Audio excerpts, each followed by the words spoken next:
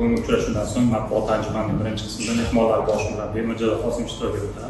Mirjalolga dastlab o'yinlarni fikrlaymiz. Assalomu alaykum. Albatta asabiy o'yin bo'ldi. O'zi vodiyda ketganman. Shu jumladan Qo'qondan o'ynashni oson emas. Jamoa birinchi bo'limda ajoyib o'yin ko'rsatdi va hisobda oldinga chiqib oldi. Lekin shunga qaramasdan yigitlarimiz irodali g'alabaga erishishdi va albatta o'z minnatdorchiligimni bildiraman. O'ylaymanki bu yerda o'zi Qo'qon jamoasiga qarshi o'ynash doim og'ir kechgan. Yutganimizdan xursandman. Toshkentga jamoasi ketma-ket g'alabaga erishyapti. Biz zaxiradan tushgan futbolchilar o'yinni kuchaytiryapti yo qanday boshqa sirlar bormi?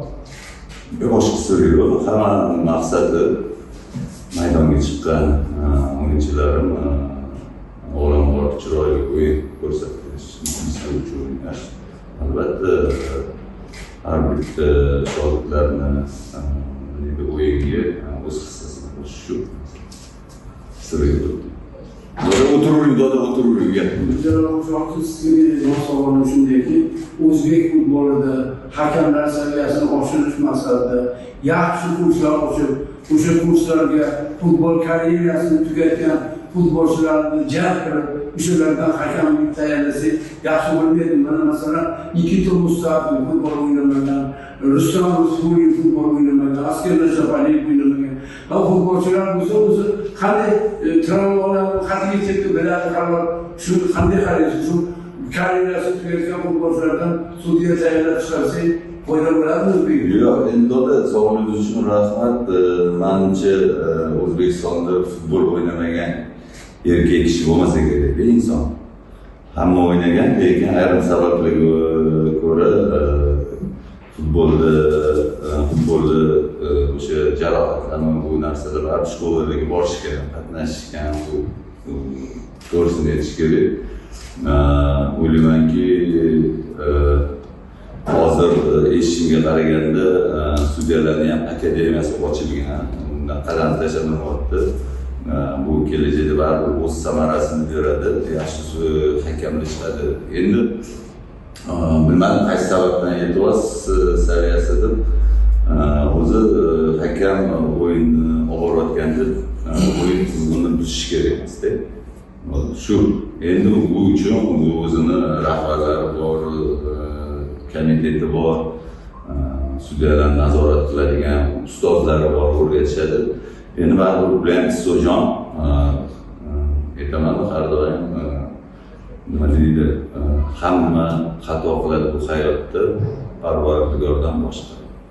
Ishlamagan odam xato qilmaydi. O'shaning uchun ham ularga baho berish menga emas, men o'z yigitlarimga baho berishim. Raqib jamoasiga ham bera olmayman. Endi albatta qancha yaxshi futbolchilar chiqsa, shuncha ko'p hakamlar chiqsa, biz xursand bo'lamiz. Nega o'sha xalqaro musobaqalarda ishtirok etsa, baribir bayrog'imizni ko'tarishadi. Biz ularga ham, masalan, hakamlarga ham nima deydi, ishqibozlik bo'lib balet qilamiz. Shu. Qo'qon bo'lgan vaziyatda yosh darvozabon to'pga chiqishga sal xato qildi. Buni qanday baholaysiz?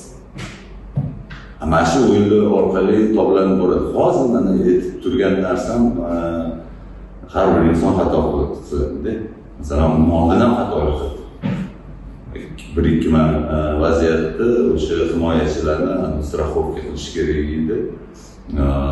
Chap tarafda keyin yana bir marta shunaqa bo'ldi. Ikkinchisi mana shu gol o'zi signal bo'lgan narsa.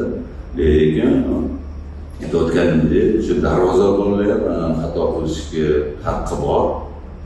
Shu orqali keyingi o'yinlarda xulosa chiqarib bartaraf etish kerak bo'ldi. Shu sog'lig'ingiz, taklif, mahsulotlarga hammaga rahmat.